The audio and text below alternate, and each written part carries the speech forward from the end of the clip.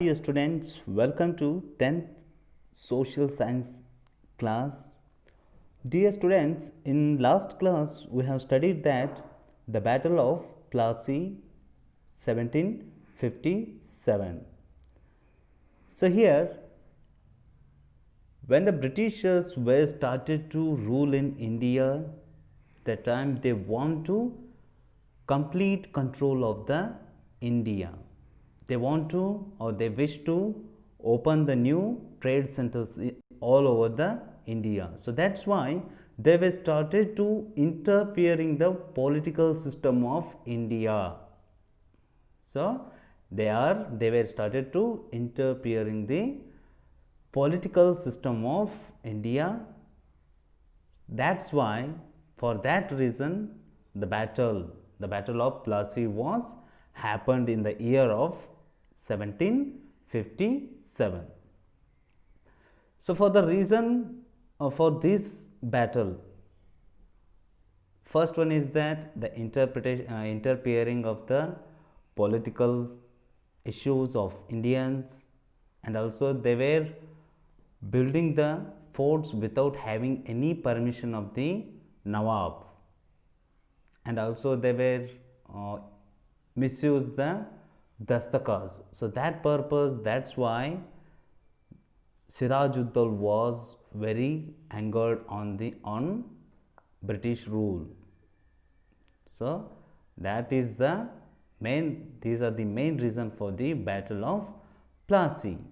So we have studied that in last class, that how the Plassey battle was started and how it was ended, and also we studied that the misuse of the dastakas, mending of the fort without having permissions, black room tragedy. So here it is a very important incident in this moment, because Sirajuddaulah was conquered the Fort William easily and imprisoned some of the British. So ಇಲ್ಲಿ ಸಿರಾಜುದ್ದೌಲಾ ಏನು ಮಾಡ್ತಾನಂದ್ರೆ fort William ಮೇಲೆ ದಾಳಿ ಮಾಡಿ ಅಲ್ಲಿ ಕೆಲವೊಂದಿಷ್ಟು ಬ್ರಿಟಿಷರನ್ನು ವಶಪಡಿಸ್ಕೊಂಡ ನಂತರ ಏನು ಮಾಡ್ತಾನಪ್ಪ ಅಂತಂದರೆ, ಅಲ್ಲಿ ಒಂದು ಸಣ್ಣ ಒಂದು ಸಣ್ಣ ರೂಮಲ್ಲಿ ಏನು ಮಾಡ್ತಾನೋ 146 ಬ್ರಿಟಿಷ್ ಇಂಗ್ಲೀಷ್ ಮೆನ್ನಲ್ಲಿ ಇಡ್ತಾನೆ. ಸೊ ಅಷ್ಟೊಂದು ಏನಪ್ಪ ಅಂತಂದರೆ ಅಲ್ಲಿ ಇಕ್ಕಟ್ಟಾದಂಥ ಒಂದು ಜಾಗ, ಅದು ಏನು ಭಾಳಷ್ಟು ಹತ್ತಿ ಇಟಕ್ರಿ ಅಂತಾರಲ್ಲ, ಸೊ ಹಾಗೆ. ಸೊ ಅಷ್ಟೊಂದು ಇಕ್ಕಟ್ಟಾದಂಥ ಸ್ಥಳದಲ್ಲಿ 146 ಬ್ರಿಟಿಷರ್ಸನ್ನಲ್ಲಿ ಇಟ್ಟ ನಂತರ ಏನಾಗತ್ತಪ್ಪ ಅಂತಂದ್ರೆ, ಅದರಲ್ಲಿ ಸತ್ತವ್ರ ಜನಸಂಖ್ಯೆ ಎಷ್ಟು? 123. So 123 English men were died. So that is called black tragedy, black room tragedy. ಅಲ್ಲಿ ಏನು ಕೂಡ ಏನಪ್ಪ ಅಂತಂದರೆ, ಏನು ಬೆಳಕಿರಂಗಿಲ್ಲ, ಏನಿರಂಗಿಲ್ಲ, ಗಾಳಿ ಇರಂಗಿಲ್ಲ, ಬಹಳಷ್ಟು ಹತ್ತಿ ಆಗಿರ್ತದೆ, ಮತ್ತು ಯಾವುದೇ ಕಿಟಕಿಗಳು ಇರೋಂಗಿಲ್ಲ, ಏನೂ ಇರೋಂಗಿಲ್ಲ, ಉಸಿರಾಟಕ್ಕೆ ಬಹಳಷ್ಟು ತೊಂದರೆ ಆದಂಥ ಒಂದು ಪರಿಸ್ಥಿತಿ ಇರ್ತದೆ. ಸೊ ಹಾಗಾಗಿ ಇಲ್ಲಿ 123 ಮೆಂಬರ್ಸ್ ಏನು ಮಾಡ್ತಾರಪ್ಪ ಅಂತಂದ್ರೆ 146 ಒಳಗೆ ಸಾಯ್ತಾರೆ. Remaining only 23 members are life. So ಇದಾದ ನಂತರ ಏನಪ್ಪ ಅಂತಂದರೆ, ರಾಬರ್ಟ್ ಕ್ಲೈವ್ ಏನು ಮಾಡ್ತಾನೋ ಅಲ್ಲಿ ಅಟ್ಯಾಕ್ ಮಾಡ್ತಾನೆ. Robert Clive attracted rich locals like Manik Chand, Ami Chand, Jagat Seth and others towards him. So ಇಲ್ಲಿ ಕೆಲವೊಂದಿಷ್ಟು ಏನು ಡಿಮ್ಯಾಂಡ್ಸನ್ನು ಇರ್ತಾನೆ ಲೋಕಲ್ ಲೀಡರ್ಸ್ಗಳಿಗೆ. ಯಾರ್ಯಾರಪ್ಪ ಅಂತಂದರೆ ಅವರು ಮಾನಿಕ್ ಚಂದು, ಅಮಿತ್ ಚಂದು ಆ್ಯಂಡ್ ಜಗತ್ ಸೇಠ್ಗೆ. ಯಾಕೆ? ಸಿರಾಜುದ್ದೌಲನನ್ನು ಹೆಂಗಾದರೂ ಮಾಡಿ ಸೋಲಿಸ್ಬೇಕು, ಮೋಸದಿಂದ ಸೋಲಿಸ್ಬೇಕು ಅನ್ನುವಂಥ ಉದ್ದೇಶದಿಂದ ಅವರಿಗೆ ಸಾಕಷ್ಟು ಆಫರ್ ಏನು ಆಫರ್ ಇಡ್ತಾನಂತಂದರೆ, ನಿಮ್ಮನ್ನೇ ನೆಕ್ಸ್ಟ್ ನಾನು ಏನು ಮಾಡ್ತೀನಿ, ಬೆಂಗಾಲ್ ನವಾಬನನ್ನಾಗಿ ಮಾಡ್ತೀನಿ ಅನ್ನುವಂಥ ಒಂದು ಆಸೆ ಏನಿಟ್ಟು ಅವನನ್ನು ಕೊಲ್ತಾರೆ. ನೋಡ್ರೇನು, he was successful in convincing Mir Jafar, the military head of Sirajuddaulah. So ಇಲ್ಲಿ ಸಿರಾಜುದ್ದೌಲ್ನ ಮಿಲಿಟರಿ ಹೆಡ್ ಆಫೀಸರ್ ಯಾರಾಗಿರ್ತಾರಪ್ಪ ಅಂತಂದರೆ ಮೀರ್ ಜಾಫರ್ ಆಗಿರ್ತಾನೆ. So however the Britishers were wanted to dissolve the power of the Sirajuddaulah. So that's why they were started to catch up the all his members. His members means Sirajuddaulah members. So in that process they were successed. They were successed to convince the Mir Jafar. So Mir ಜಾಫರ್ನಿಗೆ ಇಲ್ಲಿ ಒಂದು offer ಮಾಡ್ತಾರೆ. ಏನು offer ಮಾಡ್ತಾರೆ? ನಿನ್ನನ್ನು ನಾವು next Bengal ನವಾಬನನ್ನಾಗಿ ಮಾಡ್ತೀವಿ. ಎಷ್ಟು ನೀನು how many days you will work as a army officer for Sirajuddaula ಅಂತೇಳಿ ಕ್ವಶನ್ ಮಾಡಿದಾಗ ಅವನಿಗೆ ಅದು ಒಂದು ಆಸೆ ಹುಟ್ಟಿ ಏನಾಗ್ತಾನಪ್ಪ ಅಂತಂದರೆ ಅವನ ವಿರುದ್ಧನೇ ನಿಲ್ತಾನೆ. ಸೊ ಹೀಗೇನೋ ಇಷ್ಟೆಲ್ಲ ಏನಪ್ಪ ಅಂತಂದರೆ ಅಲ್ಲಿ ಬೆಳವಣಿಗೆಗಳಾಗ್ತವೆ. So finally Sirajuddaula was try to escape from the battle.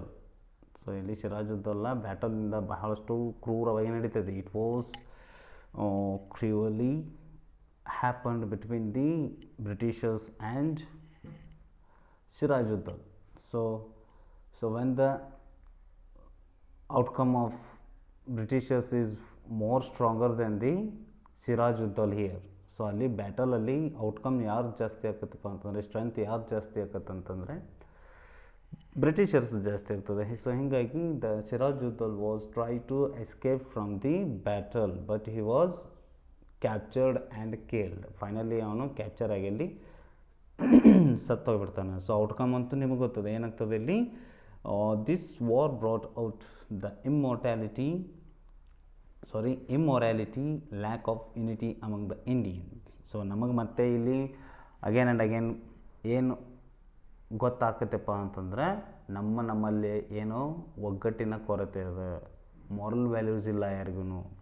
ಈಗ ಅವನು ಒಂದು ಮನೇದು ಉಂಡೋದು ಅಂತಂದ್ರೆ ಅದಕ್ಕೆ ಏನು ಮಾಡೋದು, ಕೇಡ್ ಬಗೆಯೋದು. ಸೊ ಹಿಂಗೆ ಅಲ್ಲಿ ನವಾಬನಿಗೆ ಕೇಡ್ ಬಗೀತಾರೆ. Mir Jafar became the Nawab of Bengal. So after the death of the Sirajuddaula, so he was became a Bengal Nawab because Britishers were already offered him to that you will if you mingle with us to kill the Sirajuddaulah, so we will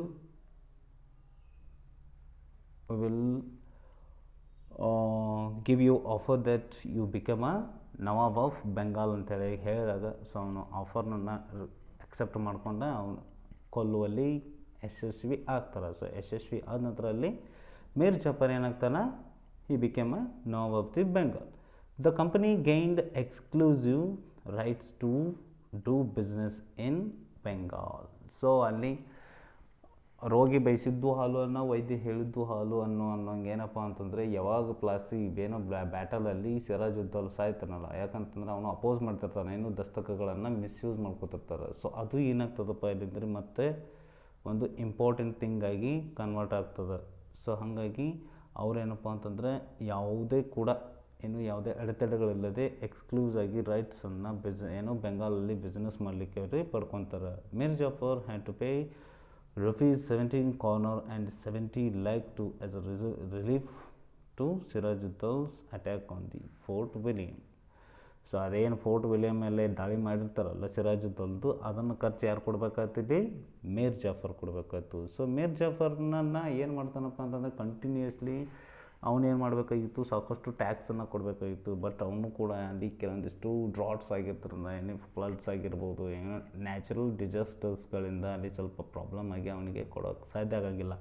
so ಹೀಗಾಗಿ ಏನಕ್ಕನ ಅವನನ್ನು insufficient ನವಾಬ್ ಅಂತೇಳಿ consider ಮಾಡ್ತಾರೆ. ಯಾಕಂತಂದರೆ he was not able to fulfil the desires of the Britishers. So that's why they called him he is an insufficient Nawab. So for that reason his nephew became a Bengal Nawab of the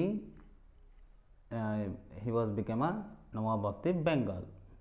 So ಬ್ರಿಟಿಷರಿಂದ ಮತ್ತೆ ಇಲ್ಲಿ ಯಾರಾಗ್ತಾರಪ್ಪ ಅಂತಂದರೆ ಬೆಂಗಾಲ್ ನವಾಬ ಮೀರ್ ಕಾಸಿಮ ಆಗ್ತಾನೆ. So this was the all after the battle of Plassey. Next another one important battle in the Indian history, Battle of Buxar. So this was take into place in the year of 1764. 1764 ಅಲ್ಲಿ ಈ ಯುದ್ಧ ಆಗ್ತದೆ. ಯಾರ್ಯಾರ ನಡುವೆ ಆಗ್ತದೆ? Mir Qasim was an efficient administrator. So he was very efficient, very sincere administrator. In the beginning he remained loyal to the company. So in the beginning means when he was started to work for the company, so he was shows his loyal to the company. He paid 2 lakh pounds to the company and gave away few places to it. So ಅದಕ್ಕಾಗಿ ಆ company ಅವನನ್ನು ನವಾಬನನ್ನಾಗಿ ಮಾಡಿದ್ದಕ್ಕೋಸ್ಕರ ಅವನು ಏನು ಮಾಡ್ತಾನಪ್ಪ ಅಂತಂದರೆ ಹಿ paid 2 lac pounds. ಎಷ್ಟು?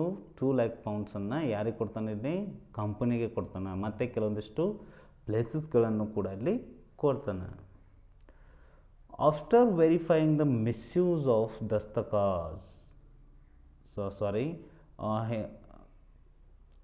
shortly he declared himself as an independent king.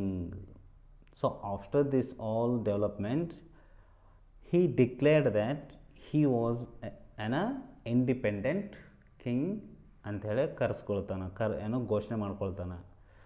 ಯಾಕಂತಂದರೆ ಅವನು ಕೂಡ ಏನಾಗ್ತಾನೆ, he was became a strong. So he was felt that I am also able to manage the administration of the Bengal. So that why should I follow the rules and regulations of the British?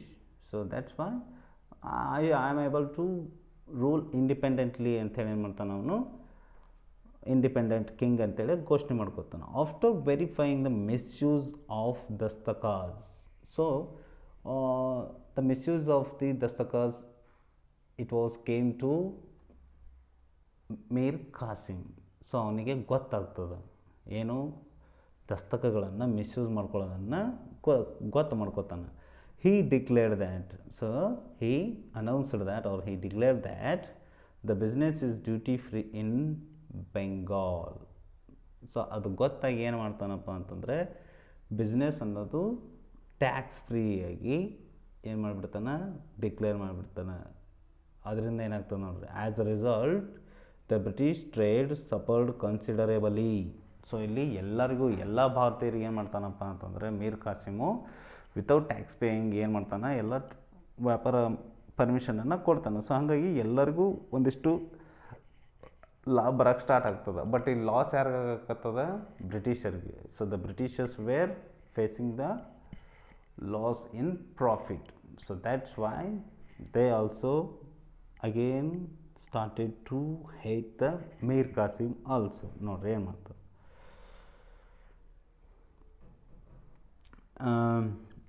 As a result, the Indians competed against British in all spheres of business. So ಹಂಗಾಗಿ ಏನೋ ಯಾವುದೇ ರೀತಿಯಾದಂಥ ಅಡೆತಡೆಗಳು ಇಲ್ಲದ ವ್ಯಾಪಾರ ಏನಾಗ್ತದಪ್ಪ ಅಂತಂದರೆ ಇಂಡಿಯಾದವ್ರಿಗೆ ಸ್ವಲ್ಪ ಪ್ರಾಫಿಟನ್ನು ಕೊಡ್ತದೆ. ಸೊ ಹಾಗಾಗಿ ಬ್ರಿಟಿಷರು ತಾವೇ ಡಾಮಿನೆಂಟ್ ಆಗಬೇಕಂತ ಟ್ರೈ ಮಾಡ್ತಿರ್ತಾರೆ ಅವ್ರು. ಸೊ ಟ್ರೈ ಮಾಡ್ಕೊತ ದಸ್ತಕಗಳನ್ನು ಮಿಸ್ಯೂಸ್ ಮಾಡ್ಕೊಳ್ಳೋ ಸಲುವಾಗಿ ಏನಾಗ್ತದಪ್ಪ ಅಂತಂದರೆ ಮೀರ್ ಖಾಸಿಮು ಇಂಡಿಯಾದವ್ರಿಗೂ ಏನು ಟ್ಯಾಕ್ಸ್ ಫ್ರೀ ಏನು ಮಾಡ್ತಾನೆ, ಬಿಸ್ನೆಸ್ ಪರ್ಮಿಷನನ್ನು ಕೊಟ್ಟಾಗ ಇಲ್ಲಿ ಬ್ರಿಟಿಷರಿಗೆ ಲಾಸ್ ಆಗ್ತದೆ. ನೋಡಿರಿ ಮತ್ತೇನು, as a result the British trade support considerably. So British trade ಏನಾಗ್ತದೆ, ಕನ್ಸಿಡರೇಬಲಿ ಏನಾಗ್ತದೆ, ಕಂಟಿನ್ಯೂಸ್ಲಿ ಲಾಸ್ ಆಗ್ಲಿಕ್ಕೆ ಸ್ಟಾರ್ಟ್ ಮಾಡ್ತದೆ. This was enough for the British to oppose the Nawab. So this reason is only enough to oppose the Mir Qasim. So ಅಷ್ಟು ಸಾಕಾಗಿತ್ತು ಅವ್ರಿಗೆ, ಒಂದು ಸಣ್ಣ ನೆಪ ಸಾಕಾಗಿತ್ತು ಅವನನ್ನು ಹೇಟ್ ಮಾಡಲಿಕ್ಕೆ. ಏನು ನೋಡ್ರಿ next, they brought in Mir Jafar again and dethroned Mir Qasim. So when the Mir Qasim was not giving the support to Britishers, that time they were decided that to dethrone the Mir Qasim and again give the throne to Mir Jafar ಅಂತೇಳಿ decide ಮಾಡಿ ಮತ್ತೆ ಮೀರ್ ಜಾಫರ್ನನ್ನು ಅವರು ಏನು ಬೆಂಗಾಲ್ ನವಾಬನನ್ನಾಗಿ ಮಾಡ್ತಾರೆ. As Mir Qasim knew about the cunningness of the British, he went for an organized war against them. So ಯಾವಾಗ ಅವ್ರದ್ದು ಕನ್ನಿಂಗ್ನೆಸ್ ಅನ್ನೋದು ಗೊತ್ತಾಗ್ತಲ್ಲ, ಕನ್ನಿಂಗ್ನೆಸ್ ಅಂತಂದರೆ ಏನು, ಮೋಸ. ಸೊ ಅವರು ಅಷ್ಟೊಂದು ಏನಾಗಿರಪ್ಪ ಅಂತಂದ್ರೆ ಮೋಸಗಾರರಾಗಿದ್ದರು. ಸೊ ಆ ಮೋಸ ಮಾಡೋದು ಏನಾಗತ್ತೆ ಅಂದ್ರೆ ಅವನಿಗೆ ಗೊತ್ತಾಗ್ತದೆ. He realised that. Who realised here? The Mir Qasim was realised that, and also he was try to organise war against them, ಅವರ ವಿರುದ್ಧ ವಾರನ್ನು ನಡೆಸಲಿಕ್ಕೆ ಎಲ್ಲ ಏನು ಮಾಡಕತ್ತಾನಪ್ಪ ಅಂತಂದ್ರೆ ತಯಾರಿಯನ್ನು ನಡೆಸ್ಕೊಳಕತ್ತಾನ. He was supported by the Indian merchants and artisans. So ಅವನು ಇಂಡಿಯನ್ ಮರ್ಚೆಂಟ್ಸ್ದಿಂದ ಏನಾಗ್ತಾನಪ್ಪ ಅಂತಂದರೆ ಅಲ್ಲಿ ವ್ಯಾಪಾರಸ್ಥರಿಂದ ಅವನಿಗೆ ಸಪೋರ್ಟ್ ಸಿಗ್ತದೆ.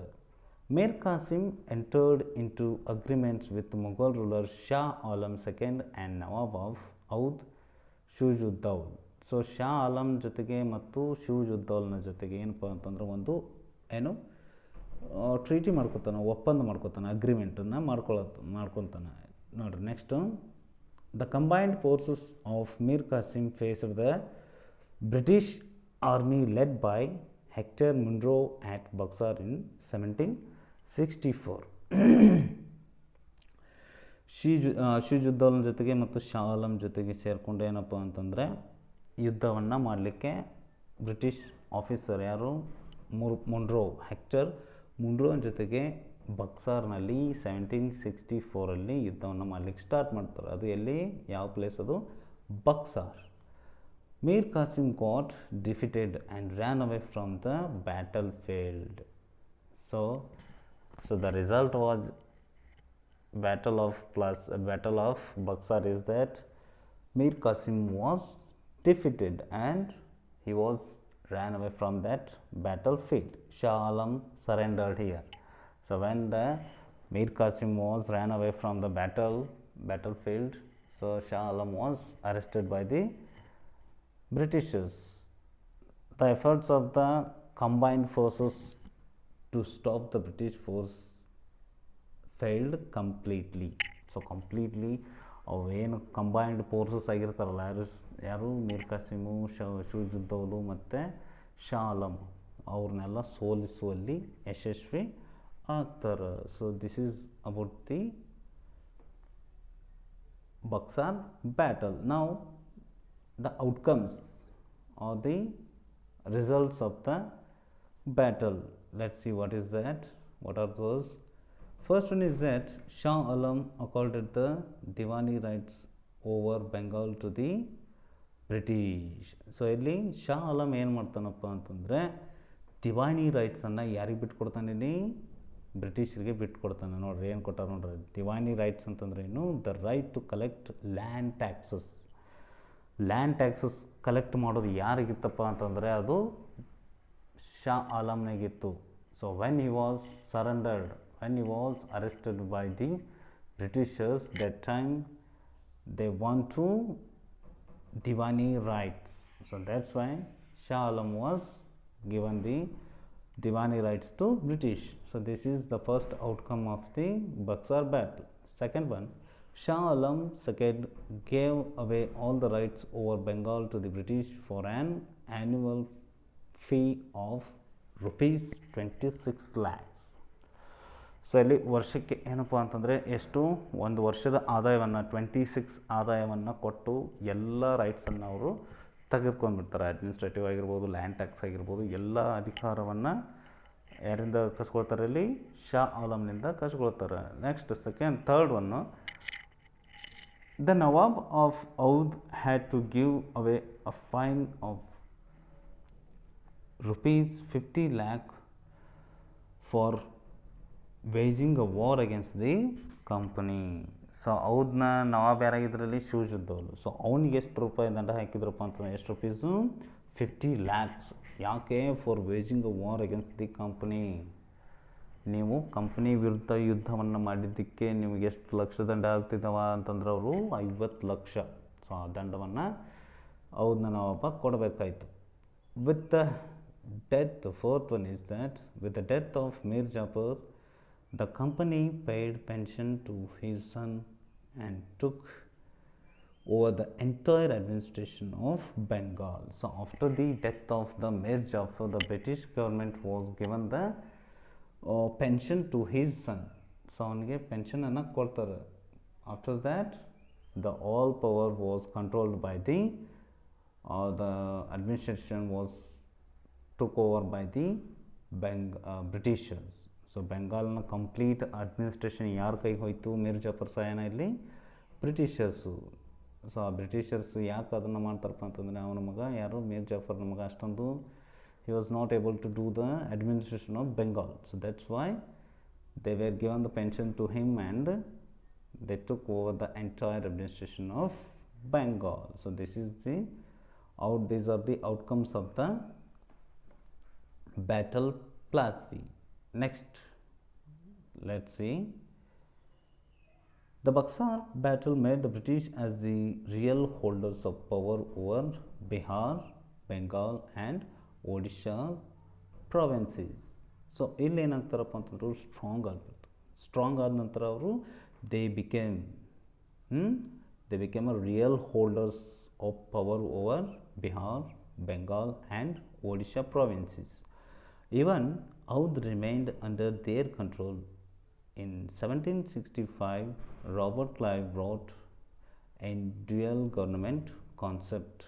ಸೊ ಇಲ್ಲಿ ದ್ವಿಮುಖ ಸರ್ಕಾರ ಅನ್ನುವಂಥ ಒಂದು ಪದ್ಧತಿಯನ್ನು ರಾಬರ್ಟ್ ಕ್ಲೈವ್ 1765 ತೊಗೊಂಡು ಬರ್ತಾನೆ. As per this concept, so ಆ ಕಾನ್ಸೆಪ್ಟ್ ಪ್ರಕಾರ ನೋಡ್ರಿ ಏನು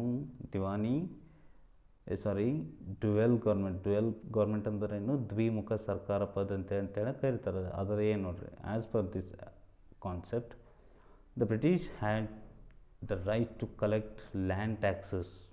ಸೊ ಆ ಒಂದು ಏನು ದ್ವಿಮುಖ ಸರ್ಕಾರ ಪದ್ಧತಿಯ ಒಂದು ಅನುಮತಿಯ ಮೇರೆಗೆ ಅವ್ರಿಗೆ ಏನಪ್ಪ ಅಂತಂದ್ರೆ they had the right to collect land taxes, whereas the nawab had power over administrative issues like justice and others. So ಅವ್ರಿಗೆ ಮತ್ತೆ ಇದರಲ್ಲಿ ಹಕ್ಕದ ಅಂತಂದ್ರೆ ಅವರು ಅಡ್ಮಿನಿಸ್ಟ್ರೇಟಿವ್ ಇಶ್ಯೂಸ್ ಇದ್ವು ಅಂತಂದರೆ ಮತ್ತು ಏನಾದರೂ ಅದಕ್ಕೆ ಜಸ್ಟಿಸನ್ನು ಕೊಡುವಂಥ ಎಲ್ಲ ರೈಟ್ಸನ್ನು ಅವರು ಪಡ್ಕೊಳ್ತಾರೆ. Like this the British gained political control over India to protect their business interest. So ಹಿಂಗೆ ದ್ವಿಮುಖ ಸರ್ಕಾರ ಪದ್ಧತಿಯನ್ನು ತೊಗೊಂಬಂದು, ದ್ವಿಮುಖ ಸರ್ಕಾರ ಪದ್ಧತಿ ಅಂತಂದ್ರೆ ಏನು, ಎಲ್ಲ ಒಂದು ಫೀಲ್ಡಲ್ಲಿ ಏನು ಇಂಡಿಯಾದ ಒಂದು ಅಧಿಕಾರವನ್ನು ತಾವೇ ನೋಡ್ಕೊಳ್ಳಿಕ್ಕೆ ಸ್ಟಾರ್ಟ್ ಮಾಡ್ತಾರೆ. ಯಾವುದು ಲ್ಯಾಂಡ್ ಟ್ಯಾಕ್ಸ್ ರೈಟ್ಸ್ ಆಗಿರ್ಬೋದು, ಅಡ್ಮಿನಿಸ್ಟ್ರೇಟಿವ್ ಇಶ್ಯೂಸ್ಗಳನ್ನು ಮತ್ತು ಜಸ್ಟಿಸನ್ನು ಕೊಡುವಂಥ ರೈಟ್ಸ್ ಎಲ್ಲ ಆಗಿರ್ಬೋದು, ಎಲ್ಲವಲ್ಲೂ ಕೂಡ ಅವರು ಭಾಗವಹಿಸ್ಲಿಕ್ಕೆ ಸ್ಟಾರ್ಟ್ ಮಾಡ್ತಾರೆ. ಸೊ ಹಾಗಾಗಿ ಅವ್ರು ಏನಾಗ್ತಾರೆ, the British gained political control over India to protect their business interest. So ಅವರು ಏನು ಇಷ್ಟೆಲ್ಲ ಮಾಡಿದ ನಂತರ ಅವ್ರಿಗೆ ಒಂದು ಬಿಸ್ನೆಸ್ ಪ್ರೊಟೆಕ್ಷನ್ ಸಿಗ್ತದೆ. ಸೊ ಎಲ್ಲರೂ ಅವ್ರು ಹೇಳ್ದಂಗೆ ಕೇಳಬೇಕಾಯ್ತು. ಸೊ ಹಿಂಗೆ ಸಾಕಷ್ಟು ಲಾಭವನ್ನು ಅವರು ಗಳಿಸಲಿಕ್ಕೆ ಸ್ಟಾರ್ಟ್ ಮಾಡಿದ್ರು. Dear students, you should know this. They have given in the box that in 1600 the East India Company was established. So first East Indian Company was established in 1600. In 1602 United East India Company was established in Netherlands. In 1619 the Mughal Emperor Jahangir issued royal charter allowing the British to conduct trade in Surat on the west coast and in Hooghly on the east coast. So ಇಲ್ಲಿ East coast, Hooghly ಮತ್ತು West coast and so ಈ ಎಲ್ಲ ಪ್ರದೇಶಗಳಲ್ಲಿ ಅವರಿಗೆ ವ್ಯಾಪಾರವನ್ನು start ಮಾಡಲಿಕ್ಕೆ ಪರ್ಮಿಷನನ್ನು ಕೊಡ್ತಾನೆ ಯಾರು, Jahangir. In 1639 the English establish their first warehouse in Madras. So ಅವರು ಫಸ್ಟ್ ಟ್ರೇಡ್ ಸೆಂಟರನ್ನು, ಒಂದು ವೇರ್ ಹೌಸನ್ನು ಎಲ್ಲಿ ತೆಗಿತಾರೆ ಇಂಗ್ಲೀಷರು, ಮದ್ರಾಸ್ ಒಳಗೆ ಇವೆ. In the 1639. In 1664 the French East India Company was established in France. So ಇಷ್ಟು ಏನಪ್ಪ ಅಂತಂದರೆ ಇದು the advent of Europeans to India. ಹೇಗೆ ಇಂಡಿಯಾಕ್ಕೆ ಬಂದರು ಮತ್ತು ಇಂಡಿಯಾದೊಳಗೆ ತಮ್ಮ ಒಂದು ಸುಪ್ರಿಮಸಿಯನ್ನು, how they were established the supremacy among the all other 3 European countries like Portuguese, Dutch and French. So here in the 4 European countries the Britishers were ruled India for 300 years. 300 years ವರೆಗೂ ಏನಪ್ಪ ಅಂತಂದ್ರೆ ಅವರು ಇಂಡಿಯಾವನ್ನು ಆಳ್ತಾರೆ. ಹೆಂಗೆ ಆಳಿದ್ರು ಅಂತ ನಿಮಗೆ ಗೊತ್ತದ ಇವಾಗ. ಸೊ ಅವರು ತಮ್ಮದೇ ಆದಂಥ ಒಂದಿಷ್ಟು ಪಾಲಿಸೀಸ್ಗಳನ್ನು, ಬ್ಯಾಟಲ್ಸ್ಗಳನ್ನು ಮಾಡಿ, ಕುತಂತ್ರ ಬುದ್ಧಿಯನ್ನು, ಕನ್ನಿಂಗ್ನೆಸ್ಸನ್ನು ಶೋ ಮಾಡಿ ಭಾರತೀಯರನ್ನು ತಮ್ಮ ಕೈವಶ ಮಾಡಿಕೊಂಡು ಸೊ ಹೀಗೆಲ್ಲ ಮಾಡಿ ಏನಪ್ಪ ಅಂತಂದರೆ ಅವರು they were started to rule India. So this is all about the advent of Europeans to India. Thank you, dear students. If you have any doubts regarding this lesson, you can ask me anytime. Okay, thank you. So these was were become very